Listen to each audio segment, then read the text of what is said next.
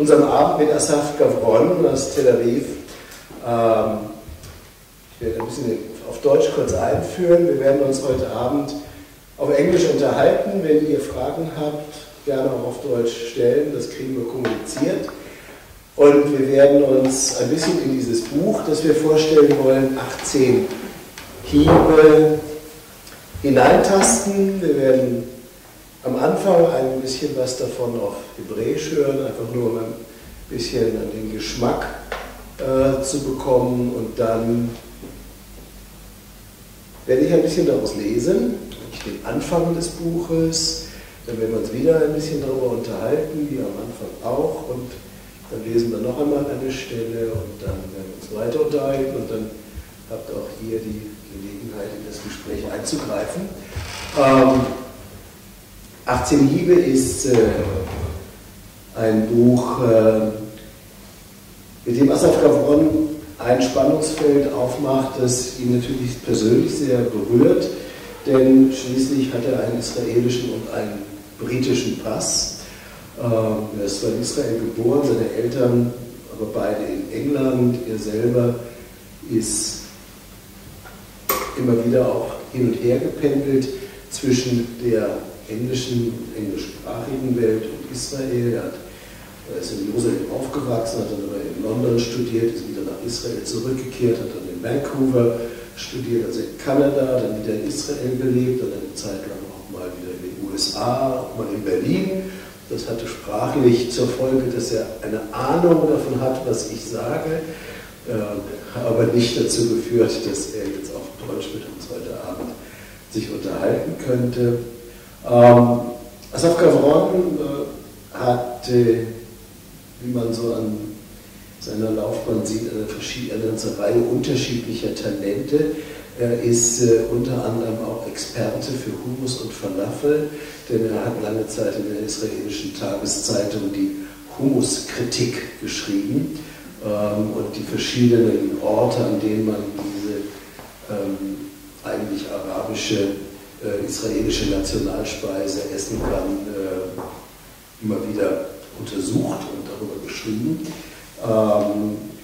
Seine Romane, zuletzt eben 18 Hiebe, aber auch seine Bücher, eben seine Romane wie Ein schönes Attentat, Hydromania oder Auf fremdem Land, auf Englisch The Hilltop, sind in viele Sprachen übersetzt und haben eines gemeinsam, nämlich dass es ihm gelingt,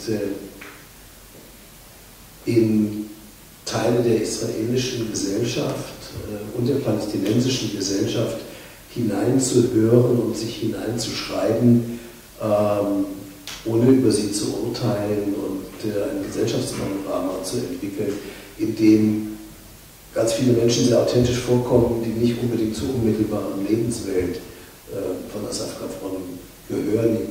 Ich sagte, one of the qualities of your novels is that you are able to listen into and also to articulate voices from segments of the Israeli and Palestinian society that are not exactly the world you are every day living in, but you present all these different parts of the society in a very authentic way. Wir haben das sehr eindrucksvoll in einer Lesung von ihm schon erleben dürfen vor einigen Jahren aus seinem Buch eben Auf fremdem Land, wo er in die religiösen Siedler hineinhorcht, die da in der Westbank, also in den besetzten Gebieten, ihre Siedlungen bauen. Gleichzeitig ist er als Übersetzer tätig, hat geholfen, Autoren wie Jonathan Safran Foer oder Salinger in der hebräischen Leserschaft zu etablieren. Er ist eigentlich auch Musiker, er ist Sänger und Songwriter der israelischen Kultband The Mouth and Foot. I'm not sure if you're still singing and performing The Mouth and Foot, as you are so often abroad. No. The thing about The Mouth and Foot is that we have a strict set of rules, the way we operate. And the main rule is an album every 6 years. And this gives me the time to travel, to go away, to come back. So actually, it's... When is the next time? It's now. It's 2019. Okay, yes. And actually, they started, the two other guys started today, the recording, and I'm joining them next week. So okay. It's the 6th album. We started in '89, and every 6 years since '89. If you count, you will see that 2019. It matches, okay.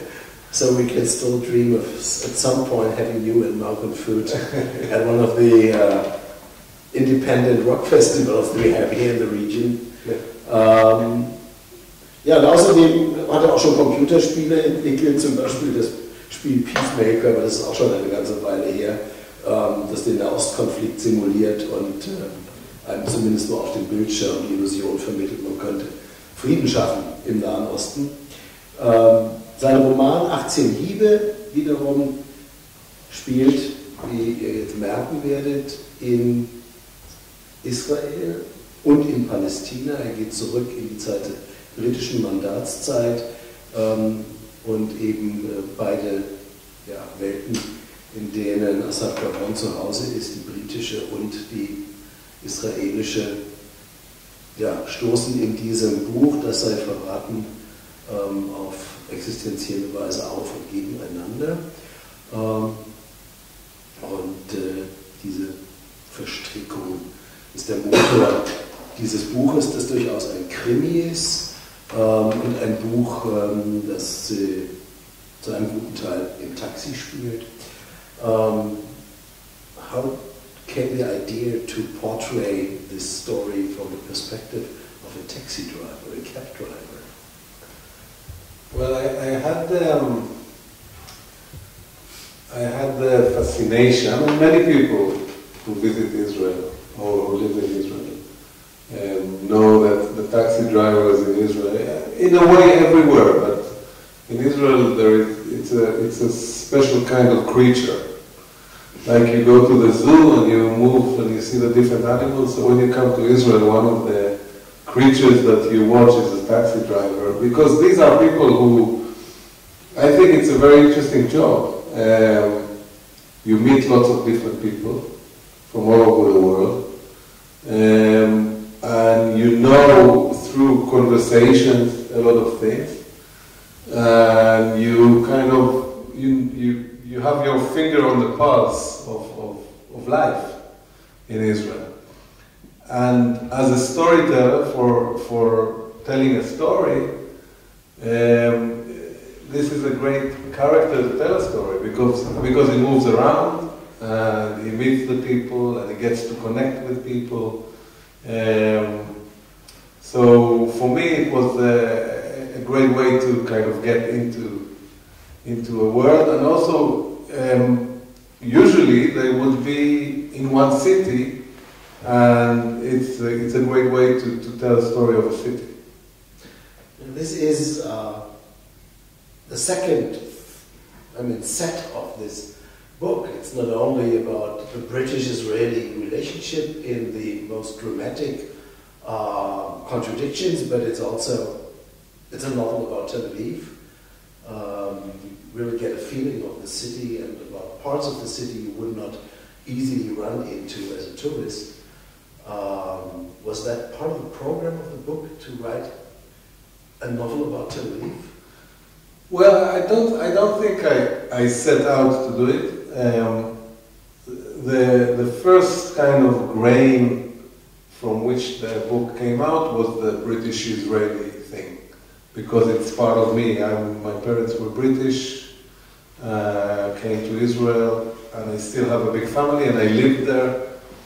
And it's part of this duality inside me. It's something I didn't deal with in my fiction until this book, and I wanted to do it.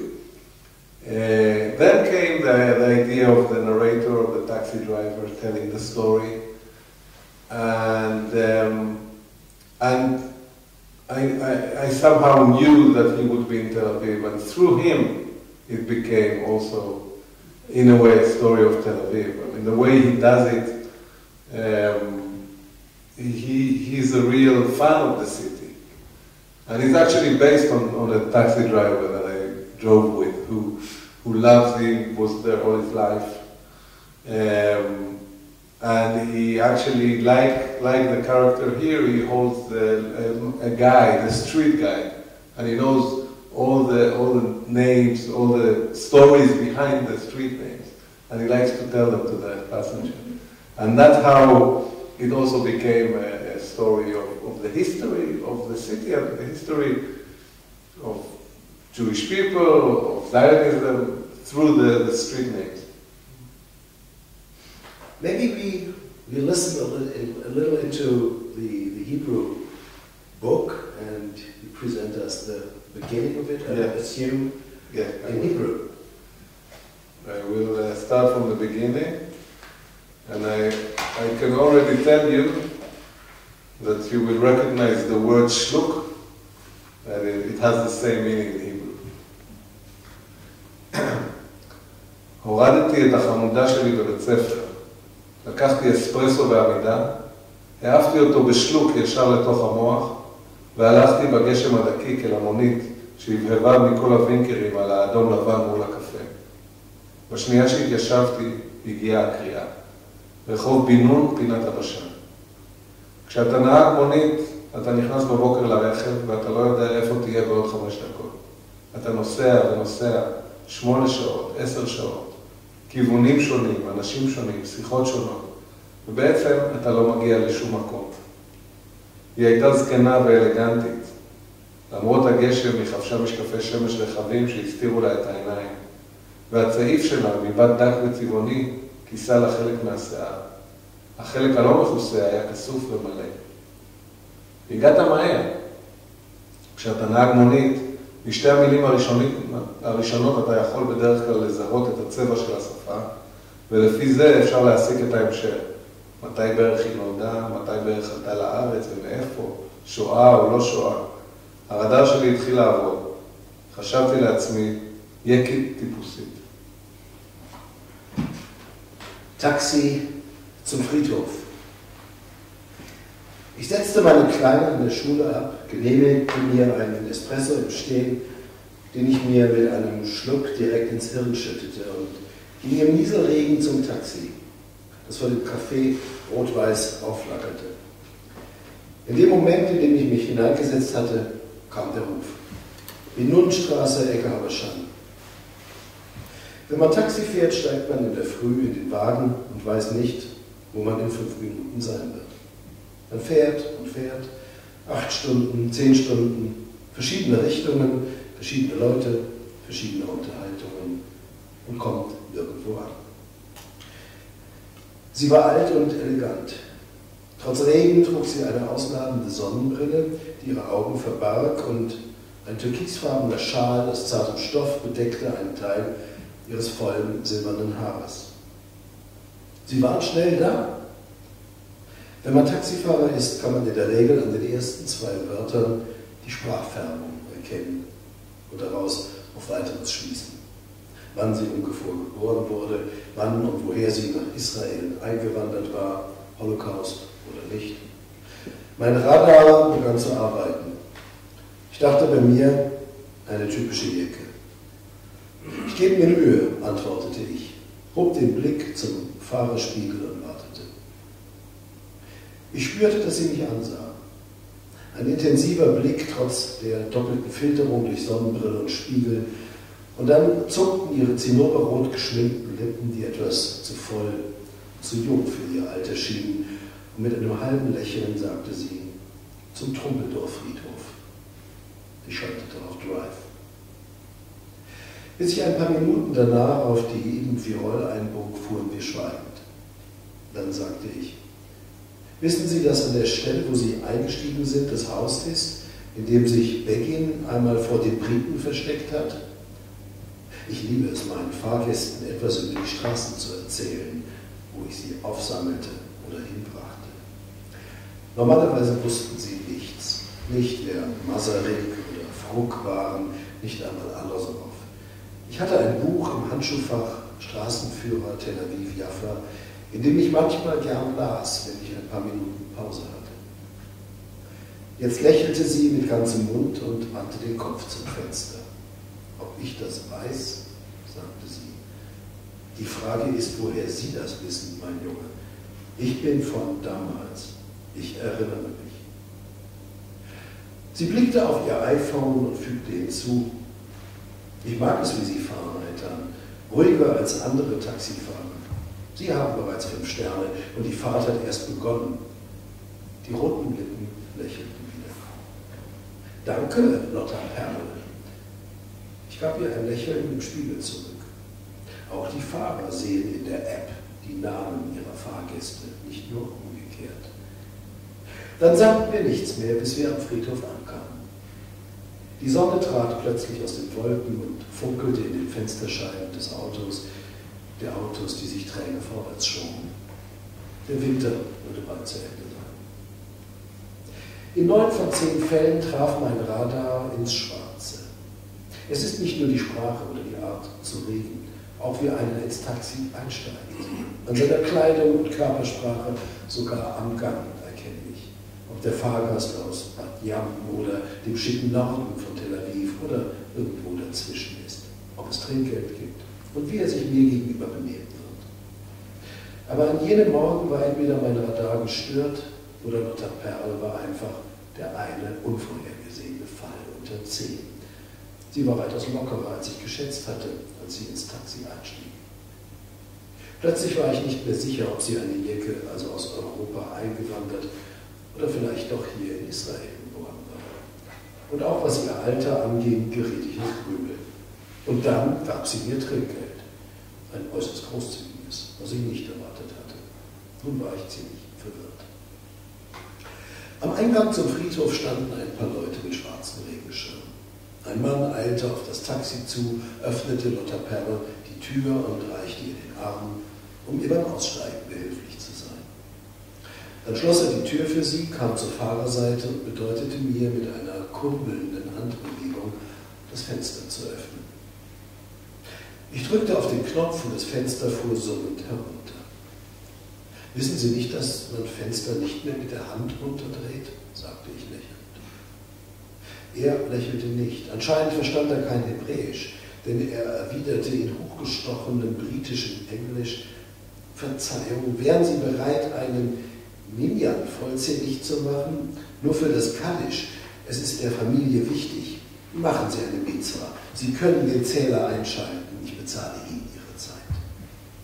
Die Worte Minyan, Kaddisch und Mitzwa sagte er auf Hebräisch mit Betonung auf der falschen Silbe. Ich betrachtete ihn, seine glänzende Krawatte und das wellige, etwas längere braune Haar, das mit irgendeinem Gel getrimmt war. Ich sah mir die breiten Lippen an, auf denen das Lächeln von einem lag, der gewohnt ist, dass man sich ihm fügt. Sein Anzug, vielleicht von Armani, stach mir trotz Regen in die Augen. Er wirkte wie jemand, der Geld hat, obwohl die Reihenfolge, in der er die Dinge vorgetragen hatte, zuerst der Familie wichtig, dann Mitzwa und erst danach das Angebot zu bezahlen, klar machte, dass er lieber sparte. Es war auch eine ziemlich unverschämte Bitte. Er sah doch, dass ich bei der Arbeit war. Trotzdem sagte ich ja. Und nicht nur das, sondern ich fügte in meinem gar nicht üblen Englisch, das ich zu Hause gelernt hatte, hinzu: Vergessen Sie den Zählern, eine Mitzwa ist eine Mitzwa. Das Wort Mitzwa, sagte ich auf Hebräisch und aus irgendeinem Grund mit der gleichen Betonung wie er. Ich schaltete den Motor aus und sofort ärgerte ich mich über mich selbst, über die Zeit, das Geld, das ich wegen diesem geschriebenen Lackaffen verlor. Doch ich wusste, weshalb ich zugestimmt hatte. Ich sah, wie Lotta Perl dastand und unseren Wortwechsel mit amüsierten Lippen beobachtete, mit einem gelben Regenschirm in der Hand. Ich wollte sie, warum auch immer, irgendwie beeindrucken. Der Trumpeldor ist der kleinste, am dichtesten bevölkertste und schönste Friedhof von Tel Aviv und der einzige mitten in der Stadt. Für eine Parzelle dort muss man, außer den Toten, an die 100.000 Shekel, wenn nicht mehr, zu Grabe tragen. Aber er hat Stil. Es gibt etliche Bäume und es liegen dort Berühmtheiten und Bürgermeister, Janik, Dizengow, Schenkin, Alosorow, alle, nach denen die Straßen von Tel Aviv benannt worden sind und deren Geschichten sich in meinem Straßenführer finden. Der Geschniegelte mit der glänzenden Krawatte las das Kaddisch, also nahm ich an, dass er in familiärer Beziehung zu dem Verstorbenen stand. Außer ihm, Lotta Perl und mir waren fast nur alte Männer da. In Pullovern und mit Regenschirmen, bis auch ein junges, hübsches Mädchen, das mit einem Mal an Lotta Perls Seite auftauchte und sie umarmte. Ihr langes braunes Haar wallte über den Rücken der alten Dame, die sich mit gesenktem Kopf und bebenden Schultern ein Papiertaschentuch an die Augen hielt. Nah am Grab, in einem Rollstuhl, saß ein alter Mann mit dicken Brillengläsern und leicht aufgeblähter schwarzer Schirmmütze, der vor sich hin murmelte. An den Griffen des Rollstuhls stand eine kleingewachsene, kräftige Philippiner. Nachdem ich meinen Blick über die Anwesenden hatte gleiten lassen, hob ich ihn zu den Wipfeln der Bäume und dachte an meine Luca. Kaum zu glauben, dass sie schon in die erste Klasse ging, wie die Zeit raste. Und was für ein schönes Wochenende wir miteinander gehabt hatten. Plötzlich hatte ich Lust, nach Hause zu fahren und mir das Bild anzuschauen. Wir zwei in enger Umarmung, das sie für mich gemalt und mit einem Magneten an den Kühlschrank geheftet hatte. Als wir das endgültige Amen gesprochen hatten und ich einen letzten Blick in die Runde warf, bevor ich zum Taxi zurückkehrte, stand Lotta Perl abseits von allen mit ihrem gelben Schirm da und schaute mich an. Sie wartete, bis mein Blick sie erreicht hatte und kam dann auf mich zu. Eitan, sagte sie mir ins Ohr, schalten Sie den Zähler ein und warten Sie auf mich. Ich komme gleich. Ihre Augen waren tränennass. Danke, dass Sie einverstanden waren zu bleiben, sagte sie mit brüchiger Stimme, nachdem wir schon einige Minuten nach Norden gefahren waren. Die Sonne kam plötzlich wieder heraus und die große Sonnenbrille verbarg ihre Augen. Sie hatte die Adresse eines Altersheims in Herzliya genannt. Eine Mitzwa ist eine Mitzwa, erwiderte ich, diesmal mit der normalen Betonung am Wortende, und fischte ein paar Erdnüsse aus einer Papiertüte. Ich redete nicht. Wenn ich sehe, dass meine Fahrgäste weinen oder traurig sind, belästige ich sie nicht und mische mich nicht ein. Ich überlasse es ihnen, sich mitzuteilen, falls sie das wollen. Und wieder hatte ich das Gefühl, dass mein Radar gestört war. Auf der Fahrt zum Friedhof erschien sie mir heiter und jetzt weinte sie. Das gefiel mir. Die Fahrgäste, die ich nicht gleich durchschaute, machen die Arbeit ein bisschen interessanter. Ein paar Minuten darauf bemerkte sie, hübsch, meine Enkelin, nicht wahr? Wunderhübsch, antwortete ich und fügte, ohne nachzudenken, fast im gleichen Atemzug hinzu, na gut, sie ist die Enkelin ihrer Großmutter, da ist das wirklich nicht überraschend. Dagegen überraschte mich durchaus, wie ich mit solcher Schamlosigkeit flirtete. Lotta Perl war weit über meinem Alterslimit und schien mir auch nicht in der Stimmung für Blödsinn zu sein. Aber sie schmunzelte. Die runden Bögen ihrer schmalen Augenbrauen tauchten über dem Rahmen ihrer Sonnenbrille auf. Ich lächelte in den Rückspiegel und fragte sie, wie ihre Enkelin hieß. Als sie mir den Namen genannt hatte, sagte ich, im Ernst? Das glaube ich Ihnen nicht, genauso heißt meine Tochter. Mit einem oder mit zwei G? Mit zwei, erwiderte sie. Ich verriet ihr nicht, dass man meinen Yoga mit einem G schrieb. Erst einige Stunden später, nach diversen Runden durch die Stadt, gut frisierte Rechtsanwälte zur Börse, entnervte Mütter mit energetischen Kindern zum Judo-Kurs, blasse europäische Touristen zum Hotel am Yakon und ein Bartträger mit amerikanischem Akzent zum Flughafen Friedhof. Sagte plötzlich ein junger, dunkelhäutiger Mann mit rasiertem Schädel zu mir, hey Chef, hier hinten hat jemand einen Ohrring verloren. Als ich den Ohrring sah, wusste ich sofort, dass er ihr gehörte. Und gleich nachdem ich den Keilgeschorenen abgesetzt hatte, lenkte ich das Taxi in Richtung Küste, nach Herzliya. Ich wusste nicht, ob sie den Schmuck absichtlich oder versehentlich hatte liegen lassen, und ich wusste auch nicht, was ich mir dabei dachte. Wenn man bei mir Sachen vergisst, bewahre ich sie normalerweise auf und warte, bis sich die Kunden melden. Aber das Taxi war schon auf dem Weg. Es war eines der schöneren Altersheime. Ich kannte es von mehreren Fahrten und ich hatte gesehen, was für Leute dort wohnten und wer sie besuchte. Ich ging zur Rezeption, gab den Ohrring zusammen mit meiner Visitenkarte ab und erklärte, dass Lotta Perl ihn bei mir im Taxi verloren hatte. Ich hätte sie anrufen können, bei der Bestellung war ja automatisch ihre Nummer gespeichert worden, aber ich überließ ihr lieber die Karte und die Möglichkeit, selbst zu entscheiden, ob sie sich melden wollte. Sie rief am nächsten Tag an. Eitan. Ich erkannte ihre Stimme sofort und erwiderte, ja, Lotta. Sie kicherte. Ich möchte Ihnen einen Vorschlag machen, sagte sie. Von nun an fuhr ich sie jeden Morgen zum Altersheim, vom Altersheim zum Friedhof, wo ich 10 bis 15 Minuten im Wagen auf ihre Rückkehr wartete, um sie dann wieder ins Altersheim zurückzubringen. Die Abholung war immer Punkt 11 Uhr und ich traf meistens ein paar Minuten vorher ein. Sie erwartete mich jedes Mal schon mit ihrer Sonnenbrille, dem kleinen, zinnoberroten Lächeln und dem türkisen Schal, der einen Teil der Haare und den Hals bedeckte. Manchmal trug sie ein schönes langes Samtkleid, manchmal war sie im Trainingsanzug.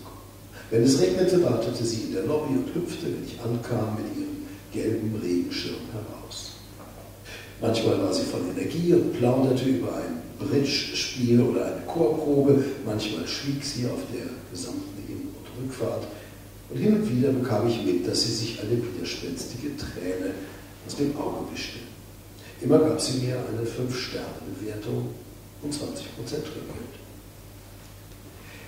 Eines Tages erzählte sie mir, dass der Verstorbene ihr Geliebter gewesen sei. Vor vielen, vielen Jahren vor der Staatsgründung. Die Beziehung brach ab, er kehrte in das Land zurück, aus dem er gekommen war, damals vor langer Zeit. Er war erst vor kurzem wieder in Israel eingetroffen, etwa eine Woche bevor er starb, als hätte er gespürt, dass es soweit war, als hätte er sich verabschieden wollen. Bei einer der nächsten Fahrten nannte sie mir seinen Namen, Edward O'Leary. Ich schaute in den Rückspiegel, ihr Blick haftete am Fenster. Ein Brite, erkundigte ich mich. Ihre, entgegnete sie, aber er war mit der britischen Armee hier. Ich fragte nach, warum ist er dann auf einem jüdischen Friedhof begraben worden? Warum bin ich zum Minyan gebraucht worden, wenn er ein Ire war? Sie wandte ihren Blick dem Spiegel zu. Zufällig war er auch Jude. Bei einer anderen Gelegenheit sagte sie zu mir, wissen Sie auch, Edward war einmal Fahrer.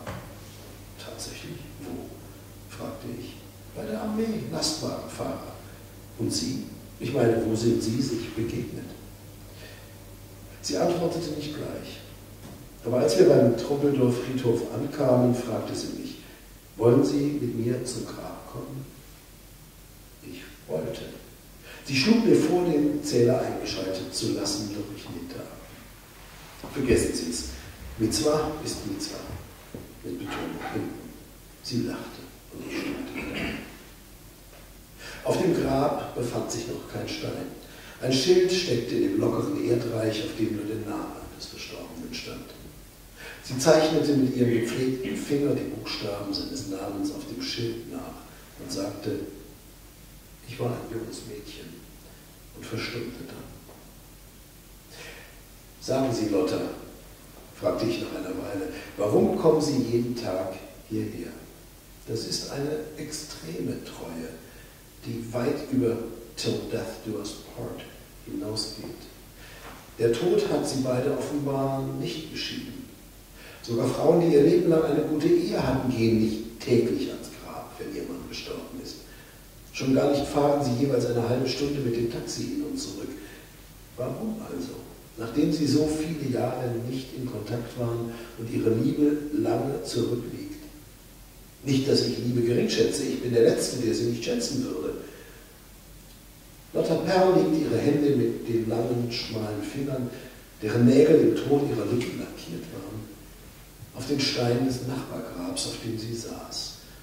Es gehörte einem mit dem Namen Sharabi, und sagte, als wir diese Doppelgrabparzelle kauften, sagte er zu mir, sollte ich Gott bewahre, vor ihm sterben, käme er jeden Tag hierher, würde sich hinsetzen und mir alles erzählen, was er erlebt hat. Am Ende ist es umgekehrt gekommen. Sie blickte mich an. Liebe ist alles, Eitan. Die Worte überraschten mich, aber ich spürte und verstand sie. Ich nickte zustimmend und sie fuhr fort. Und besonders, wenn man auf sie gewartet hat, wenn man von fern geliebt und sie wiedergewonnen hat.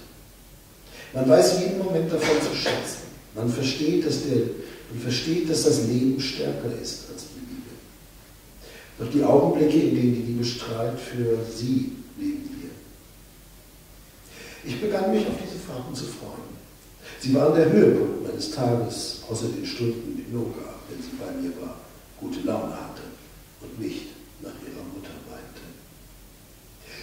Bei Lotta mochte ich auch die Tage, an denen sie keine gute Laune hatte.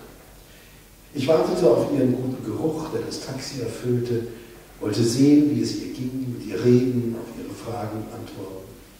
Sie wollte alles wissen über die Shawarmas, die ich im Nachhaltigkeitstrag aß, über die Fahrten, die ich vor ihr hatte, das Boxtraining im Keller des Dizengoff Centers, über meine Tochter Noga, meine Ex-Frau Dutschki. Wie es kam, dass jemand wie ich mit einem Universitätsabschluss und einer Vergangenheit in der Hightech-Branche Taxifahrer geworden war.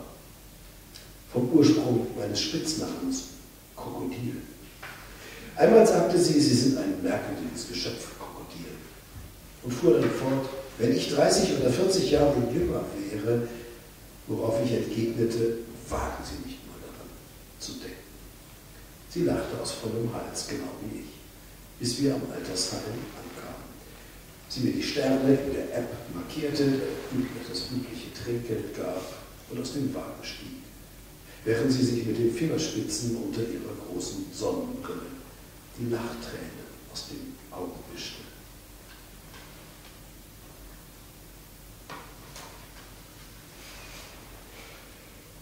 Es waren einige Wochen vergangen, seit ich Lotta Perl kennengelernt hatte.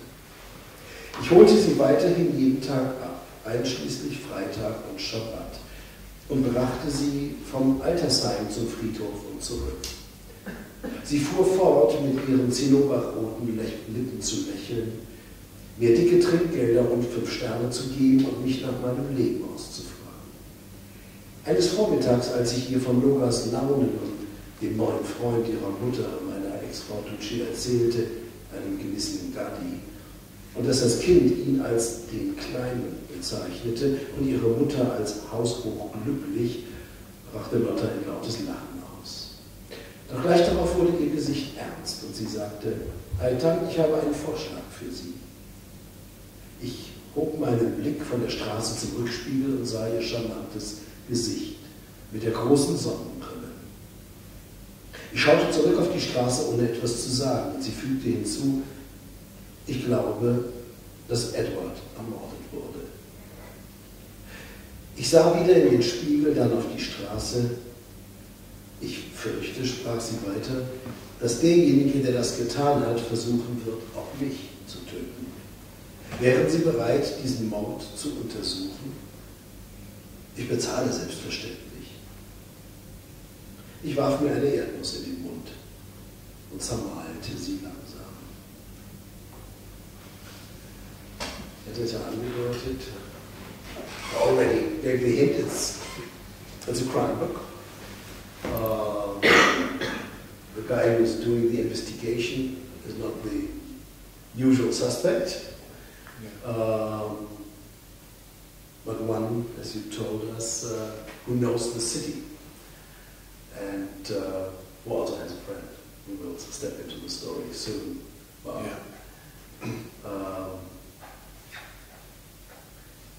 What was the reason to connect this portrait of British and Jewish existence in Palestine with such a dramatic chapter? We don't tell exactly what it will be, but you really went into the British-Jewish trauma. Yeah. First, I would say it's a crime. That's a correct description, but I will widen it a bit. It's crime. It's part crime, part historical, part love story, I would say. And I said before that I had this British-Israeli conflict within myself, and when I was thinking when can I find a time that, or what story can I find to bring out this conflict, then this period, the 1940s, the end of the British Mandate, just before the foundation of Israel, was the most dramatic, one of the most dramatic periods, definitely in the 20th century in Palestine, which was a very dramatic century in itself. But then it was the Jews and the Arabs, the Jews just after the Holocaust, surviving, some of them coming, the Arabs realizing that all these Jews are coming in and hey, what's going on here? And in the middle you had the Brits trying to make sense, and they didn't have a sense, they didn't know what to do. And they kept changing their minds. And those years were also the height of the violence. It was very violent. Killings and bombings against Arabs against Jews, Jews against Arabs, and both against the Brits. So it is, you know, a very tough time to live in, but it's a wonderful time for a writer, of course, because it's full of stories and full of conflicts and violence and different absurd stories, and I knew that I wanted something to happen there, and also I liked the idea that I can still make it a contemporary story about the 21st century Tel Aviv, the modern Israel, because you have people still living there. There might be old people, and they are. The characters here are old, like you heard about Lotta just now. But they still have the memory. And you could have a story that still takes place with a young narrator, this taxi driver, relatively young, telling it, but with these old characters telling the stories of back then, and the memories, and the different way the memories happen. What is memory? The national history, the personal history, everything mixes up.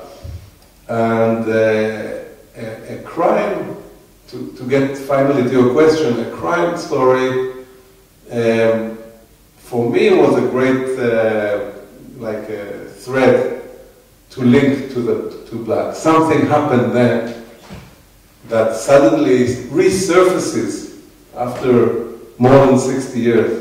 Suddenly something happens with these old people. And there is a reason for it that lies all the way back.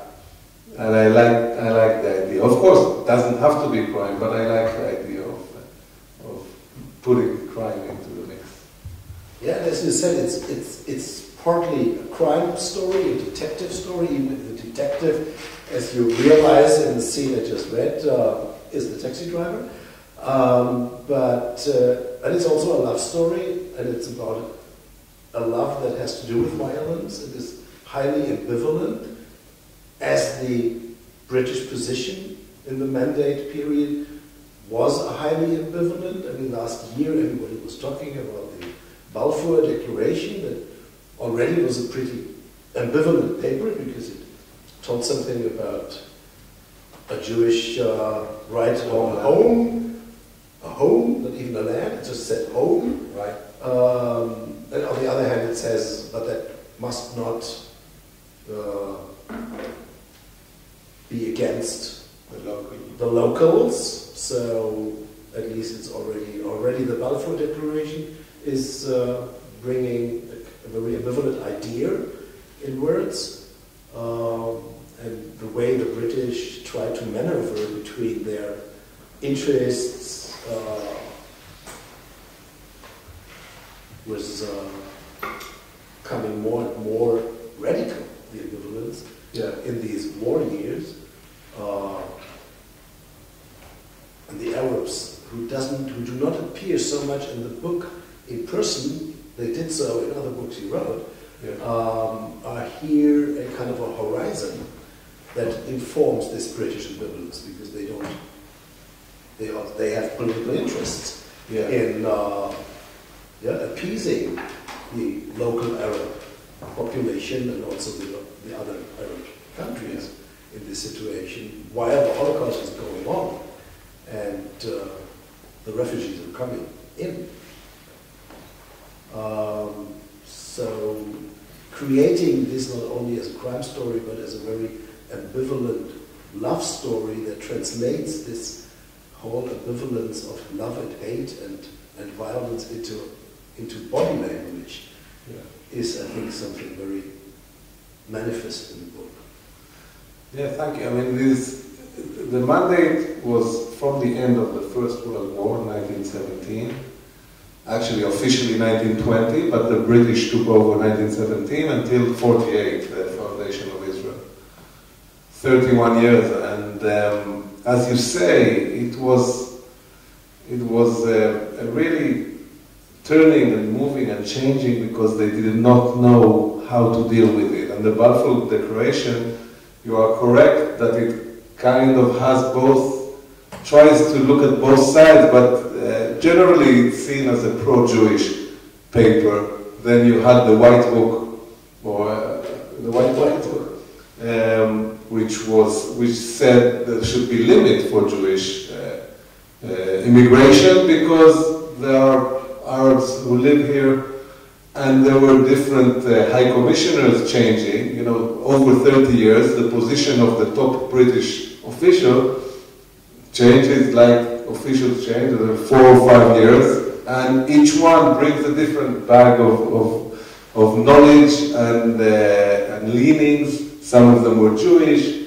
some of them were not, and it became this kind of really a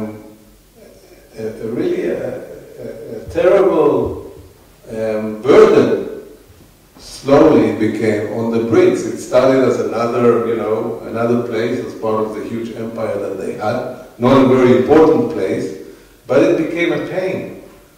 And especially after the World War II, the British thought that they were the big saviors of the Jews. They beat the Germans. They were the main force in the Allies. So how come these Jews are now killing us? And it's and then translating that into this two sides of a historical story, translating it in the two sides of a personal story. And then what we did here is take a local Jewish woman, young woman, and a British soldier who serves in Palestine as part of the mandate, actually two couples like that, and try to see what comes out of that. And there were couples like that. I mean, there were a lot of stories, as they would be, young people, young men come in for the local Jewish women. It's an opportunity for them. They meet nice women in Israel, and then how do you deal with it? Entschuldigung. Ja. Es war jetzt ein bisschen viel Englisch, aber können Sie das kurz zusammenfassen? I give a short summary.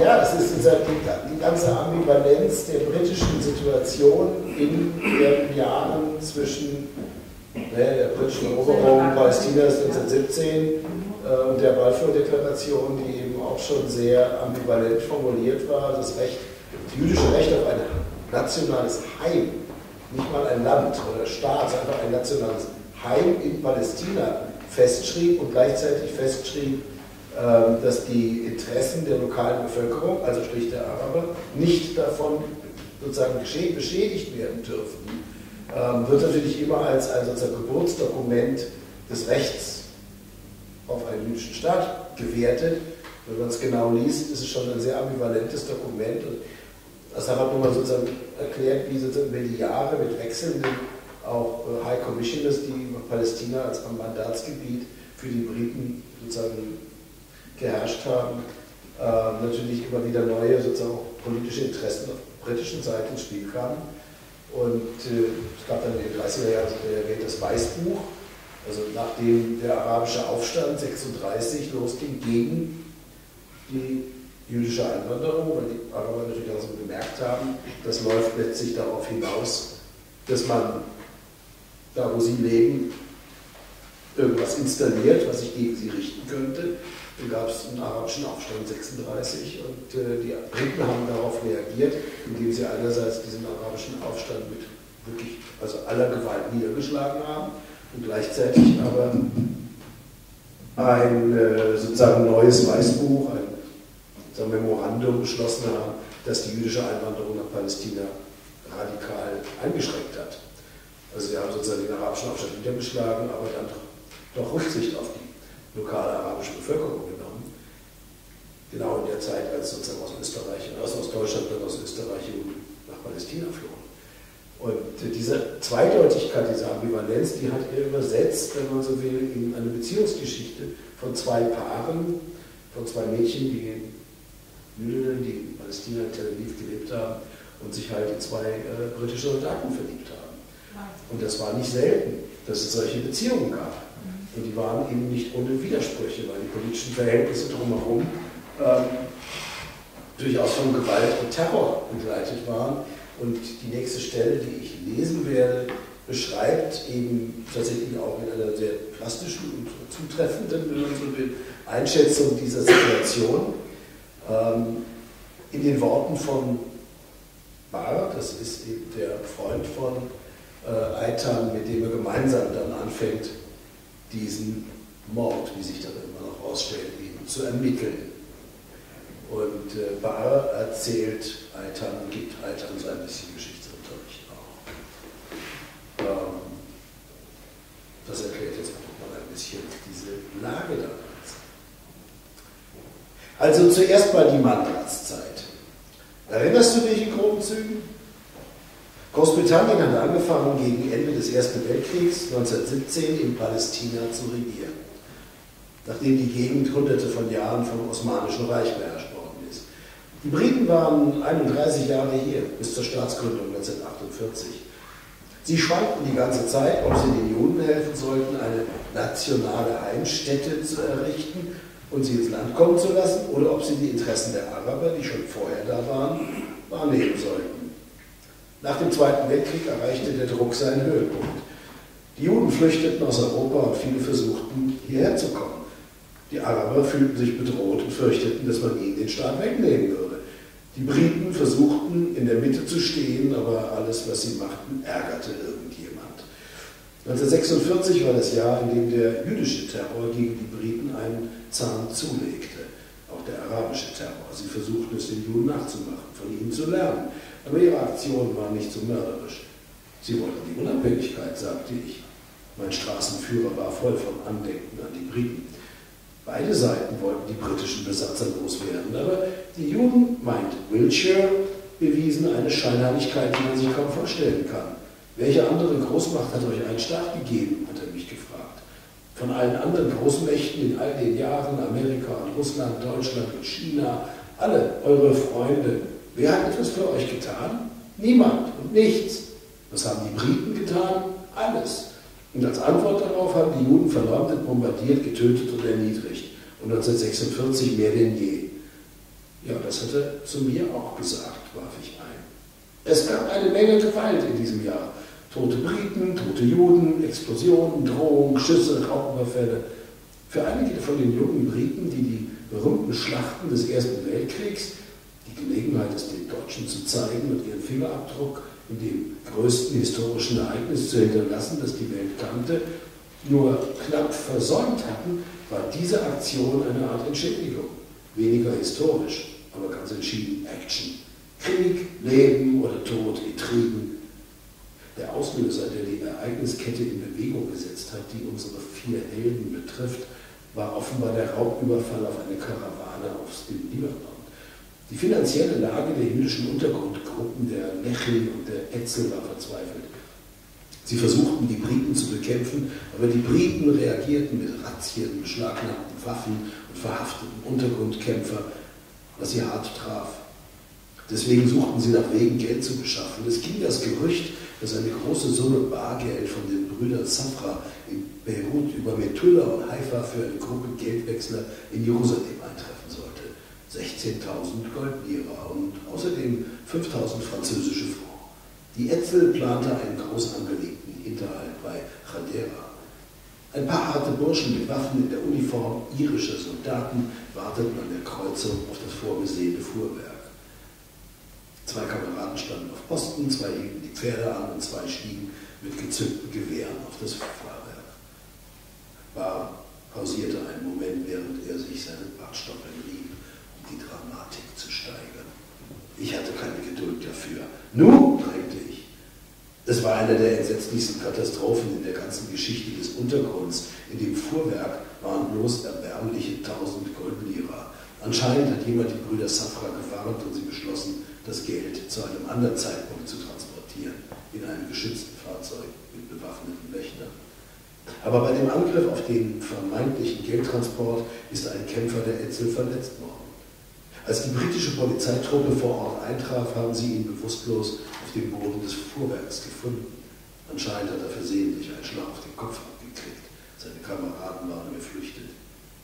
Der Untergrundkämpfer wurde von Wiltshire und seinen Kollegen in Haifa verhört und dazu überredet, gegen einen großzügigen Lohn Doppelagent zu werden.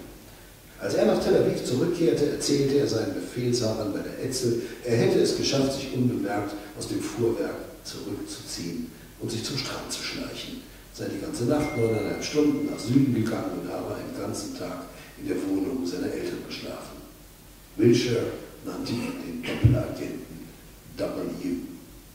Einer der Tipps, die W. seinen britischen Auftraggebern lieferte, war der Banküberfall in Jaffa im September 1946. Der Überfall war wieder ein Versuch, etwas Geld in die leere Kasse der siechenden Etzel fließen zu lassen. Die ottomanische Bank am Jerusalem-Boulevard sollte ein leichtes Ziel sein. Die Untergrundleute kannten die Betriebszeiten, die Wächter und ein Bankangestellter wurde im Voraus bestochen. Aber W. verriet den Briten den Zeitpunkt und als Folge davon wurde ein britisches Polizeiaufgebot zu der Bank geschickt. Es kam zu einer Schießerei und 5 Gangster von der Etzel wurden gefasst. So haben die Briten die Untergrundkämpfer genannt, Gangster. Bei dem Vorfall wurde ein arabischer Polizist und zwei Zivilisten getötet und 11 verletzt. Ah, seufzte ich, das ist interessant, wirklich. Und es ist nett hier auf dem Platz. Es ist hübsch, hier in der Sonne Kaffee zu trinken. Aber ich habe nicht den ganzen Tag Zeit. Hat das irgendwas mit Wiltshire und Lotta zu tun? Ich komme gleich drauf.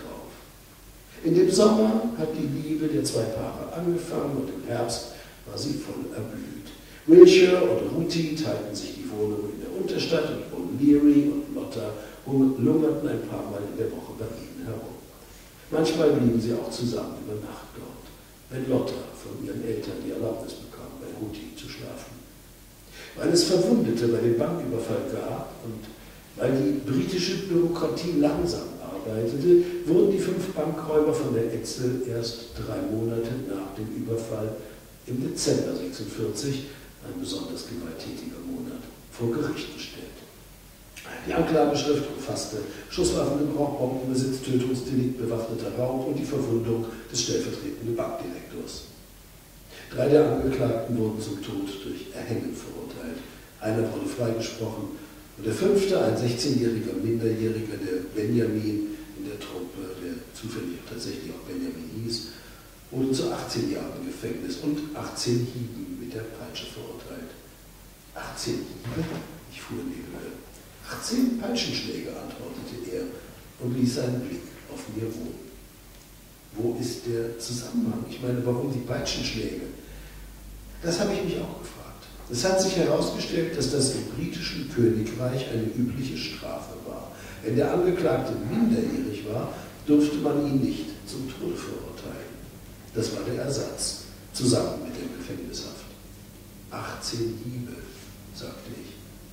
18 Hiebe, wiederholte Bar. Auf den Hintern? Fragte ich.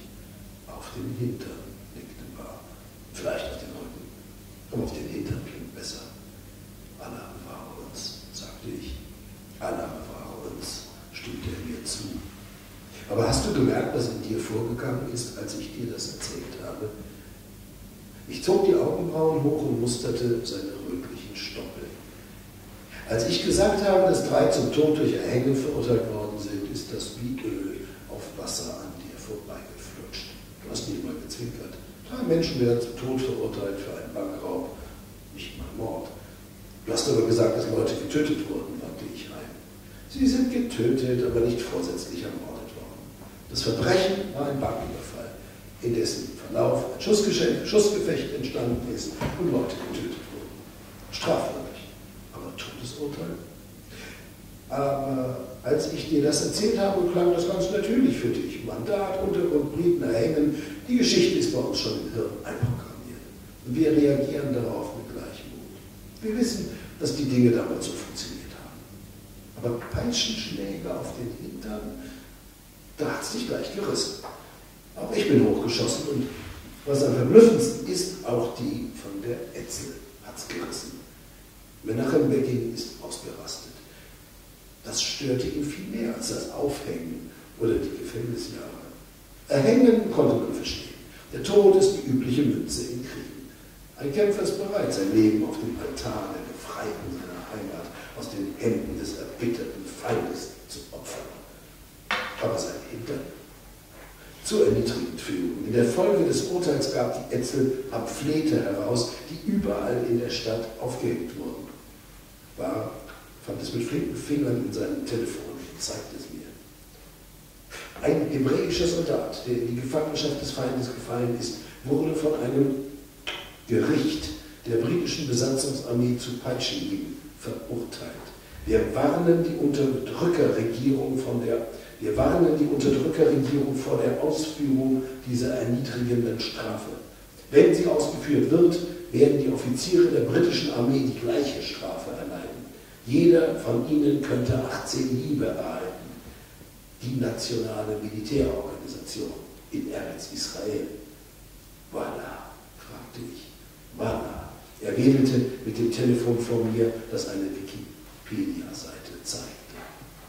Und die Story? Ich bin heute früh ins Ariela-Haus gegangen, um Hameret, der Aufstand, zu lesen. Das Buch, das Begin geschrieben hat. Da gibt es ein ganzes Kapitel nur über die Schläge der Briten. Begin hatte da ein persönliches Ding mit Schlägen. Er hat in seiner Stadt in Polen Auspeitschungen von Juden mit angesehen, als er 7 Jahre alt war. Und danach hat noch eine Geschichte starken Eindruck auf ihn gemacht. Von einem Juden, der einen Anschlag auf einen russischen Gouverneur verübt hat, der befohlen hat, Juden zu töten. Ich schloss die Augen in der warmen Sonne und dachte einen Moment nach. Schließlich sagte ich, gut, schau mal, ich habe dir schon gesagt, das ist alles hochinteressant, nur habe ich leider immer noch keine Ahnung, wie das mit dem Mord an der 85-jährigen Ruti Spielberg durch die 85-jährige Lotta Perl zusammenhängt, nach Behauptung des 85-jährigen James Wiltshire. 88, verbesserte mich Bar. 88? Bar nickte. Wiltshire ist 88, die anderen 3 sind 85. Sie waren 1946 17, er war 20. Und was haben die Schläge auf den Hintern mit ihnen zu tun? Warte. Ich sah auf die Uhr. Ich warte wirklich. Ich muss mich ein bisschen um meinen Lebensunterhalt kümmern, bevor ich Nora abhole. Willst du heute Abend bei mir vorbeischauen, wenn die Kinder im Bett sind, so um 9:30? Hast du keine 5 Minuten mehr, nur um das Ende der Geschichte zu hören? Flehte Bar.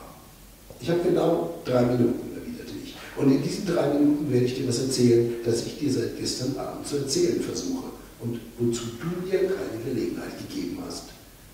Er bedachte mich mit seinem durchtriebenen Blick. Nicht, dass mich deine Vögeleien nicht interessieren. Das weißt du, Bruder, ich bin ganz wild auf alle Details, aber erzähl's mir am Abend und lass mir jetzt die 3 Minuten, um die Geschichte mit Wiltshire zu Ende zu bringen.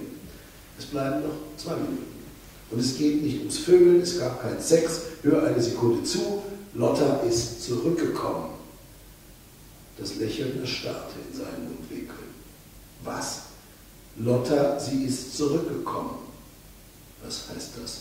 Woher? Wo hast du sie getroffen? Sie ist in mein Taxi eingestiegen. Gestern Abend. Gestern Abend? Seit gestern Abend erzählst du mir so etwas nicht, erboste er sich. Du lässt ein Jahr zu keinem einzigen Wort kommen. Egal, ich habe keine Zeit jetzt, wir reden heute Abend, sag es nicht Wiltshire und auch sonst niemand, sonst ist sie ist an einem sicheren Ort. Versprichst du, es nicht Wiltshire zu sagen? Ich gab ihm einen offenen Schlag mit der Hand und drehte mich um zum Taxi zu springen. Moment, rief er. Ich drehte mich um. Was? Was hat sie gesagt? Bettelte er. Mach eine Ansage. Dass Wiltshire Ruti Spielberg ermordet hat und dass sie einen Beweis hat. Also der Krimi ist wirklich spannend. Wir werden natürlich jetzt nicht verraten, wer hier wen unter diesem 85- oder 88-Jährigen um die Ecke gebracht hat. Auf jeden Fall gibt es ganz offenbar Geheimnisse, die in diesem Buch gehütet und irgendwann vielleicht auch gelüftet werden, aber natürlich erst ganz am Schluss. Ein Geheimnis, um das es in diesem Buch natürlich auch geht, ist ein offenes Geheimnis, aber die Art und Weise, wie Assaf Gavron darüber schreibt, ist zumal im Jahr, in dem Israel seinen 70. Geburtstag feierte und die Balfour Declaration gefeiert worden ist und im Wesentlichen Heldengeschichten erzählt worden ist, natürlich doch ungewöhnlich gewesen. There are a lot of secrets in the book and secrets between the protagonists, secrets that will be revealed step by step by step, but also the whole story that you tell about Jewish terror, a Jewish terror that is performed by people you call terrorists, and it's not just people, it's later minister presidents.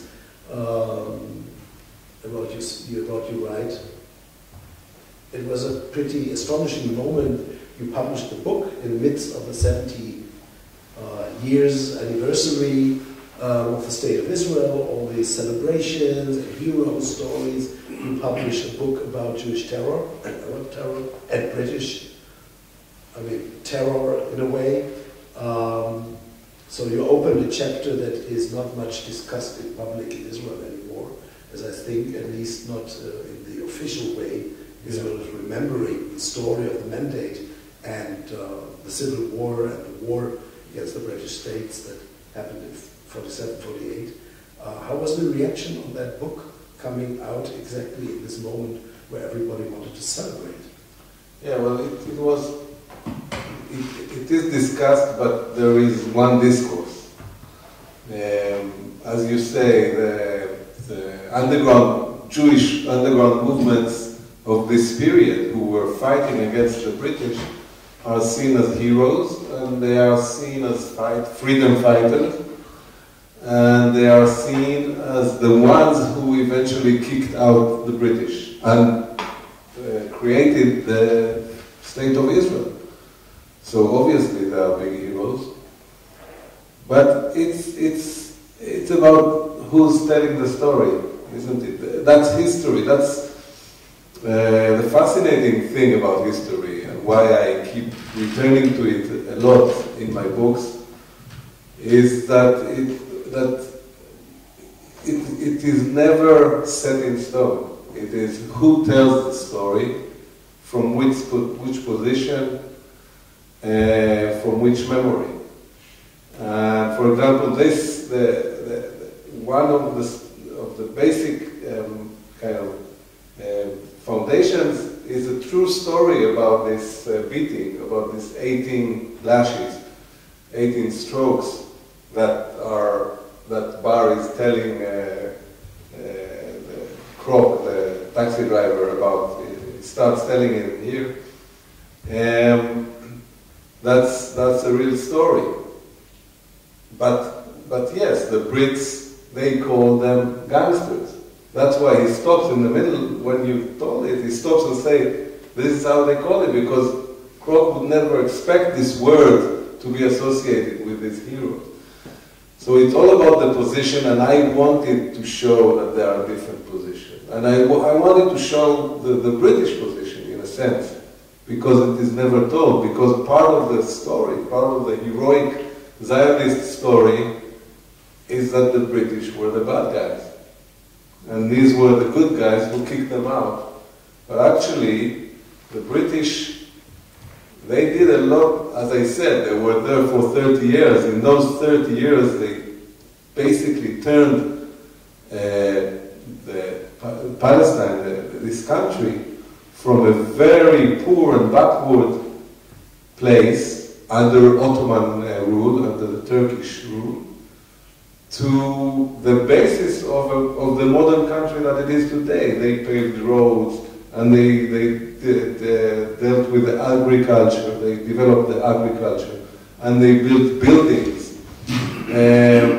Some of the architecture that you can see downstairs, and a lot of the things that you can see downstairs in this really, I should say, really impressive exhibition about Tel Aviv. And the court system, a lot of these things that later we the Jews, the Israelis, created a country that in some ways is totally modern and leading. So, in a way, I wanted to tell the story. Now, how you ask how it was received, I think, you know, it's, I would say that the bottom line is that people don't really want to hear. Okay, it's interesting, okay, we have this guy, you know, the articles, the interviews that I did when the book came out, the reviews, okay, this guy is partly British and he wants to tell the British story, but it's definitely not going to change the discourse. The discourse is very strong. It's too strong to change. And not that I had any ambitions to change the way, you know, people look at history. But, you know, if I made a few readers think, hey, someone called them gangsters, this is interesting. So, you know, I guess I did something. I mean, when you walk around in Tel Aviv, it's something which I think affects almost everybody who's traveling there. One thing you really sense in the city is that it's a city without memory in many ways. It's also a city that is not really not really likes to think about its future, but it's also not thinking, and it's not thinking of the environment. I mean, it's having the idea to be kind of a bubble. But it's also the idea that there is no real history to talk about. But on the other hand, the only history that is really present in a very explicit way everywhere in the city, and I think this is a rather new phenomenon, at least the signs who do that are looking very new, and that is that on every corner, literally every corner of the city, you learn something about these gangsters. There are bronze plaques on every corner of the street that a group of Haganah or Lechi or Etzel or Stern or whatever group was hiding there in an apartment building bombs or producing weapons or armory or is preparing for the Air Force, or whatever, training. But in every corner of the town, is that something Tel Avivians are realizing? Because if you come from outside, you see that everywhere. Yeah. I'm not sure if you see it, if you're living in it. Well, you don't really see it, but it's part of this indoctrination that I've been talking about. Even if there is no plaque that says here lived, you know, you go in cities like London and you have, you know, here Freud lived, and here this and that. Oh, by the way, you also have in Tel Aviv theater people, culture people live here and there. But you're right that you have more of that, and if you don't have that, even in the street name, going back to the street names, you have a few words explaining who it was, and many times it was someone like that. Again, for Israelis, it's part of the system. Someone like me who questions it and tries to look at it in a different way is not really the norm. And I would agree. I would agree with this definition in general that says it's a place. Tel Aviv is a place with no real history. Well, it is very young. It's only 110 years old. Very young compared to an average European city, even American. So I say I agree that it kind of doesn't look back and also doesn't much look into the future. And this idea of a bubble, which is, I think, one of the names of the gates downstairs, or the chapters, or the parts of the exhibition, this bubble that kind of is closed to this outside. Part of the outside is history. Part of it is politics. Parts of it is identity. And it is a city that prides itself as being such a bubble. I mean, this month is a prime example that we have the Eurovision, and it's no coincidence that the Eurovision, Israel won the Eurovision last year, so you get to host it. Usually you host it in your capital. We're not hosting it in our capital. Our capital is Jerusalem. But Jerusalem will not host it. The bubble will host it.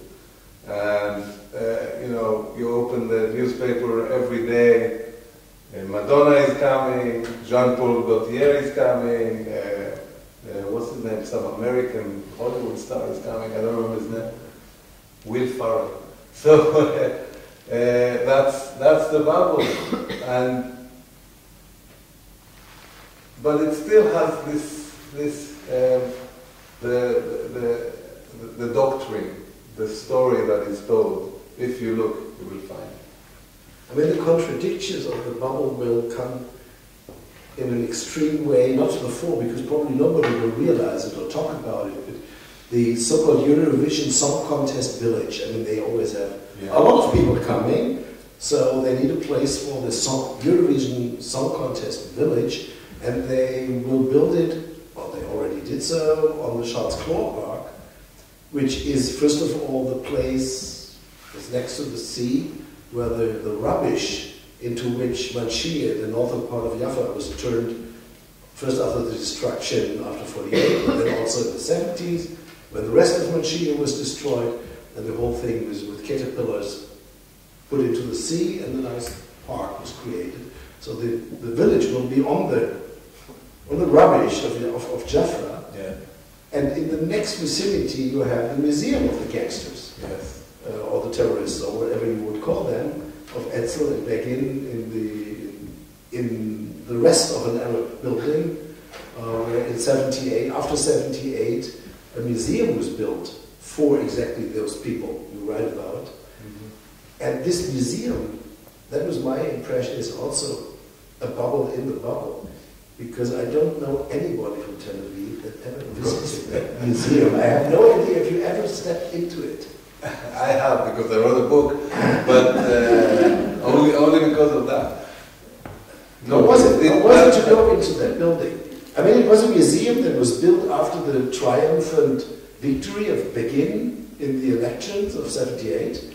So Etzel finally made it to build a monument in Tel Aviv, the enemy's territory of these leftists, and they built it on the beach next to Jaffa. They had the right eventually, and in a sense, deservedly so, because it is part of history. They had the right to build their own museum, but they couldn't until then. But look, these different layers of history, it is incredible. For me, it's always a fascination. Like you say, the village of the Eurovision, which is a symbol, a lot of gay people and young people and music and Europe, and under it different layers that are totally from other worlds. I want to just say a few words because it reminds me, and it's the same thing about the novel I'm working on now. It's not Tel Aviv. It's near Jerusalem where I grew up. And I write about my childhood and this period, but I also go back a bit because there's also different stories and fascination. And there is an Arab village that is not there anymore. There was an Arab village next to where I grew up. And only 2 weeks ago I went for a walk. And I went with a guy that I met. He's a teacher in the university in Jerusalem. And he showed me around a bit. And he showed me the cemetery of the Arab village. I lived there all my life. I used to walk by it. I never knew it's there. It's only when you look between the shrubbery and the plants, you see these stones with Arab written on them. And then you walk a little bit further and there's a huge new road to Jerusalem. I don't know if you've been on it. It's only opened last year with tunnels and huge things that the road goes on. And under it, while they were building this road, they found this archaeological site, a Jewish praying place 3,000 years old. So you have this 3,000 years old. Then next to it they found a different archaeological site, 9,000 years old. So you have this, because it's a village that there was a lot of water and a lot of plants and things, so people settled there. So you have these layers on layers and layers, and above it you have now this highway. And it's literally, I took pictures, it's quite incredible, and if you don't go deliberately and search and read, you don't know. Those people celebrating in the Eurovision village in 2 weeks, they wouldn't have an idea. In a way, it's a shame. And in a way, for me, that's one of the reasons that there are books. For even if it's fiction, to tell the story. Thank you. Open floor for you. If you have questions or comments, gerne auf Deutsch auch. Ansonsten das Buch lesen. Das ist eine Einführung in bis jetzt mir unbekanntes Kapitel der israelischen Geschichte. Ja, ich kenne jetzt das Buch nicht, aber wenn man so hört, sind da irgendwie Parallelen zu der irisch-britischen Geschichte, oder? Weil in Irland sieht man auch an jeder Ecke diese Memorials für diese Untergrundkämpfer gegen die Briten. Hat das da bei ihm eine Rolle gespielt? Es ist ja der eine Ire, ich kenne das Buch nicht, aber irgendwie, wenn man es so hört, ist es irgendwie ähnlich, die Geschichte. Then the question was about, if you go to Ireland, you also have everywhere memorials for those who fought against the Brits, and it probably has a reason that you took one Irish, even Irish Jewish, but also an Irish character into your plot. So do you refer also in this way, as a half-British, to the Irish-British conflict, Irish-English conflict? I didn't do it. I didn't do it on purpose, but I have been influenced. I've been visiting and reading Ireland in recent years, so it might have had some kind of of influence. But also, I would say, for me, Ireland, and maybe that's in a sense influential on the book also, is an inspiration for a possibility of a solution. Because, you know, our story, our conflict it looks at the moment so so there's no solution. There's no way to figure a way out of it. But then you look at Ireland, and it was longer, and it was bloodier, and the hatred there, and the religious hatred, same as here. It's religious hatred, and they managed to solve it. Just hope you're right, because the British now started to see if they could undo that. You know? Yeah, I don't know what they're doing, what they're trying to do. So it's funny how things relate and how they converge and how they inspire other things and are similar. Of course, there are many differences, but I would like to think that there is actually if we take something from Ireland, it's a glimpse of hope.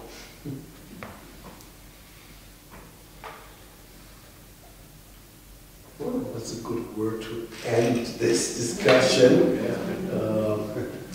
Not to start a discussion about Brexit now, we'll do that on a later moment. Elisabeth, you want to have a last word?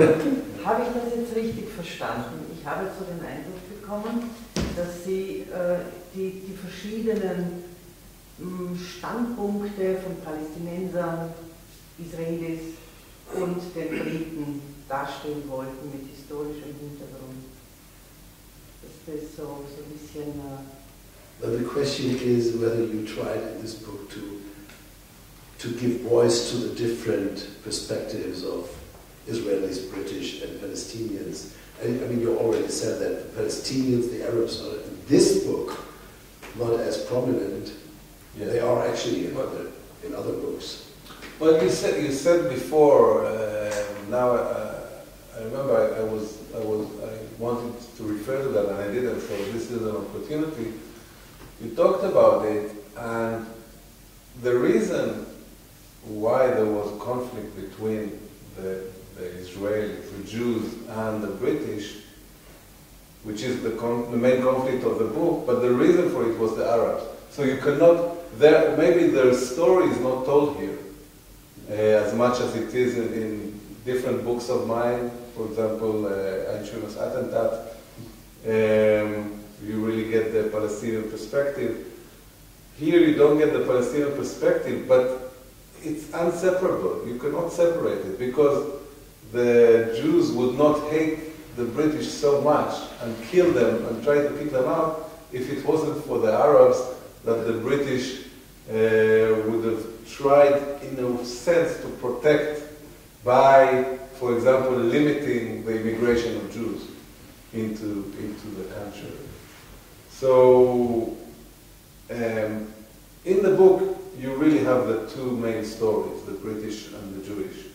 But I think that the Arab is just a kind of a quiet engine that fuels the story too. So you cannot put it aside, really. Yeah, we are curious for your next book. I know you're writing the next novel now. Yeah. Is there anything you will tell us about what's coming? Yeah, I mean, it's, I'm excited about it because I'm in it now, so I'm always happy to talk. It's very complex. It's very ambitious in a way, and it tells the story of a place, this small village near Jerusalem, that somehow had kind of all the history of Zionism go through it. Herzl was there. Herzl, the founder of Zionism, also the person who gave Tel Aviv the name, because his book, Alt Neuland, the original translation for it was Tel Aviv, and that's the name of the city. So anyway, Herzl visited only once the region for 9 days, and he came to our small village and planted a tree. Starting from there and all through Zionist history, it's a very interesting place. But it's telling the story of a group of friends. So it's Mozart. Mozart elite, yeah. You know it?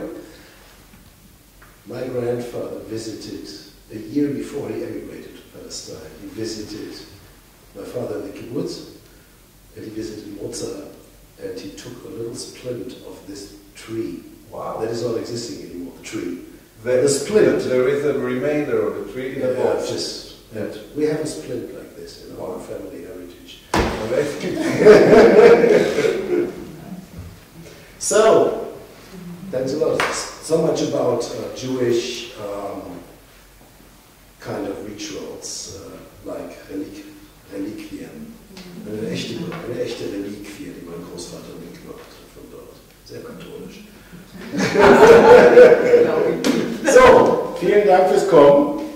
Vielleicht können wir noch einen Wein unten serviert oder was anderes. Wie gesagt, ich kann sehr empfehlen, das Buch zu kaufen. Vielleicht you also will write something into books that will be bought downstairs in the shop.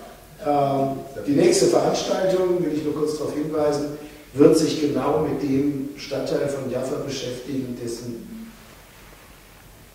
Rubbish, dessen Trümmer unter dem Charles Claw Park liegen. Und am 13.05., da sind wir schon ganz bei der Eurovision Song Contest, werden wir uns mit dem beschäftigen, was unter dem Eurovision Song Contest wirklich liegt, nämlich auch Alexandrowitsch aus Tel Aviv kommt, der sich ganz intensiv mit diesem Stadtteil von Jaffa, später Tel Aviv, beschäftigt hat.